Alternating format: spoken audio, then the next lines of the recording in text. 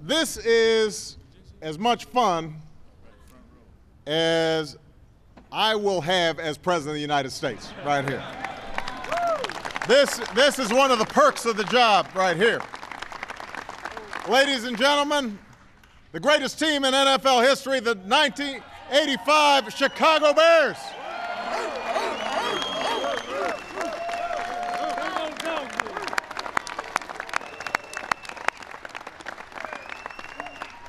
Now, I know that may get me into some trouble in some cities that I visit, but I believe it is the truth.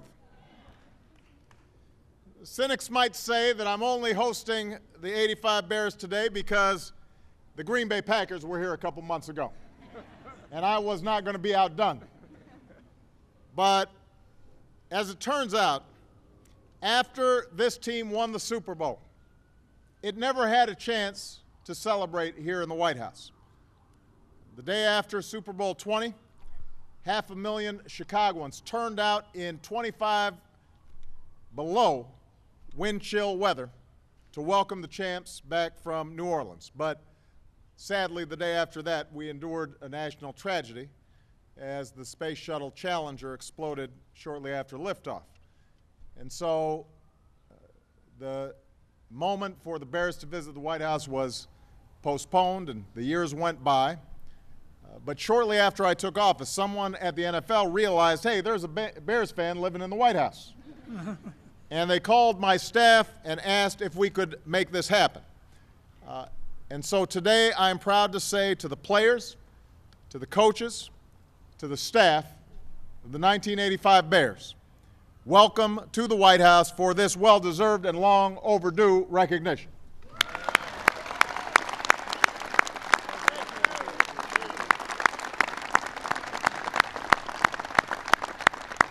Now, I was mentioning, as I was visiting with the players and coaches out back, that in 1985 I had just moved to Chicago.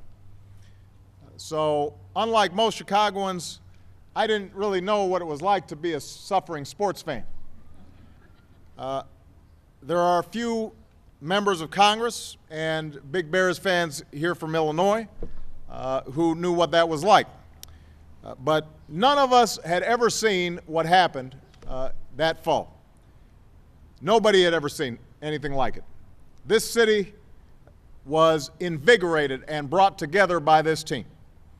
This team ruled the city. It riveted the country. They were everywhere. They were like the Beatles. And this was before Sports Center and before 24/7 sports news had really taken off. But they just captured the country's imagination. We loved this team. Everybody in Chicago knew all these guys' names.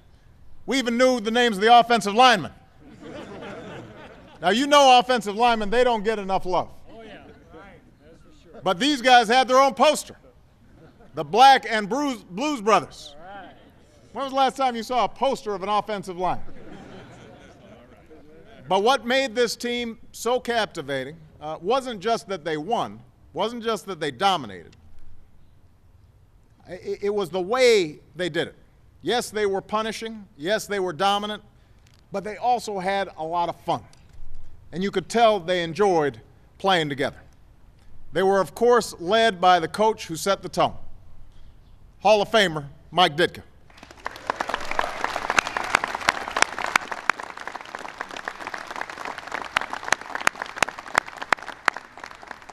In training camp, he said, put a chip on your shoulder in July and keep it there till January.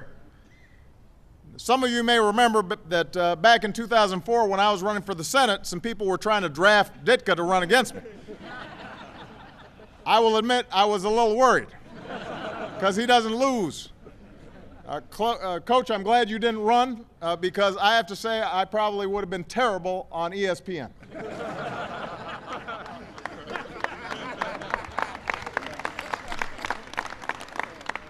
And in a sign that anything is possible, even in Washington, Coach Ditka and Buddy Ryan are here together.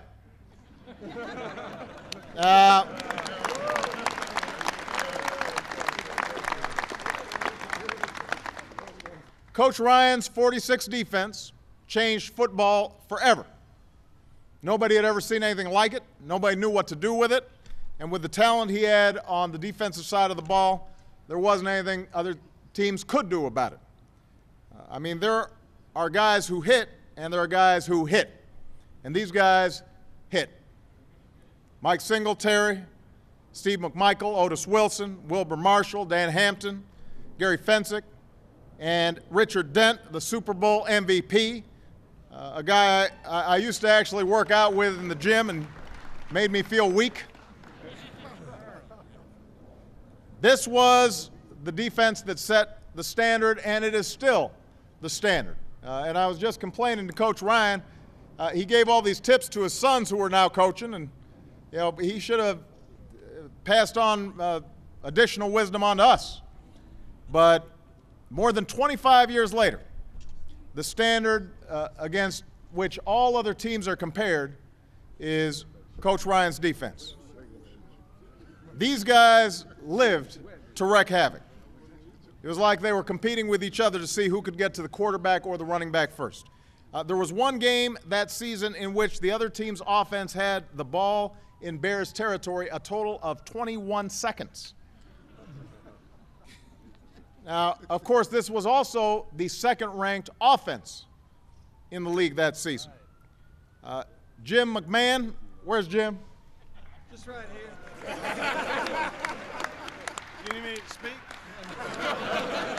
No. We're not going to let Jim have the mic. I'm just going to say nice things about you. Jim played quarterback with no fear and lived life with very few rules. A rock and roll quarterback who was on the cover of Rolling Stone. And you had kids wearing headbands and shades to school because of Jim. And he gave me a headband, and I'm not wearing it. But I want to let you know that I do have it. Willie Gault might have been the fastest man in football, probably had the highest high fives. And then there was somebody we all revered, and that was Walter Payton. You know,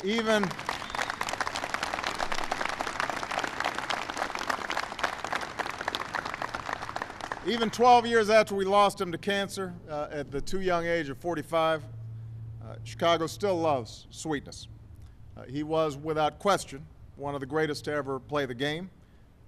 And after he high-stepped and leapt his way past Jim Brown's all-time rushing record, he held that record for 18 years. He was also one of the best blocking backs ever, sometimes hitting other guys so hard he'd knock them out of the game.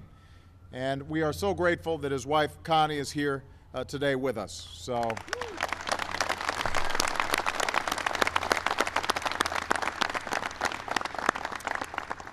We also tragically lost Dave Duerson this year, and Dave was one of the team's hardest hitters. Hopefully, lessons from his brave struggle with the kind of brain injuries those hits might have caused will help today's players down the road, and we're grateful that his former wife, Alicia, is here today as well.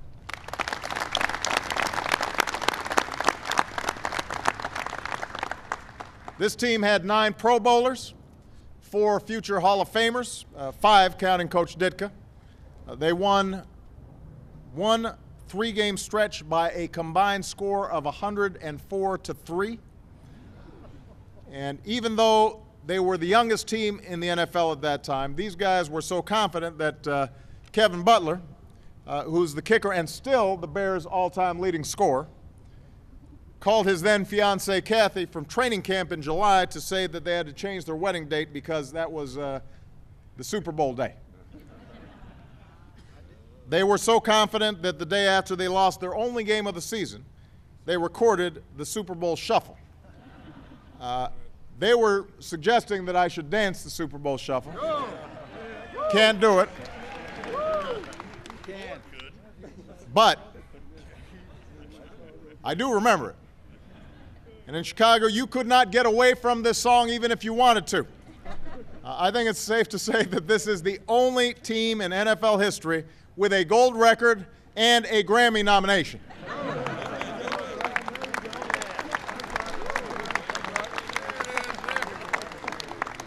So this team changed everything for every team that came on after, on and off the field. They changed the laws of football.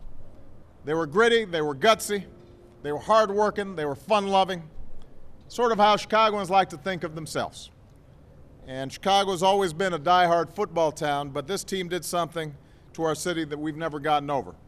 We love the Bears. And as much fun as it is to finally have these guys here, we want today's Bears to come home to the White House with a championship as well. But in the meantime, congratulations to all of you. Thank you for helping to bring our city together. Thank you for the incredible fun that you gave to all of us. Stick around, guys, and enjoy yourselves. But as I mentioned back there, don't break anything and keep your eyes on McMahon. All right, Coach? Wait 1 second, 1 second. We want to give the president, on behalf of the 1985 Chicago Bears, we consider him one of us. It was a great group of guys. We're very proud that you honored us by bringing us here. It's only 26 years after the fact and 5 administrations, but thank you. Thank you so much. Thank you so much. Are we going to strike the podium here? Let's get a nice picture. Come on. I'm going to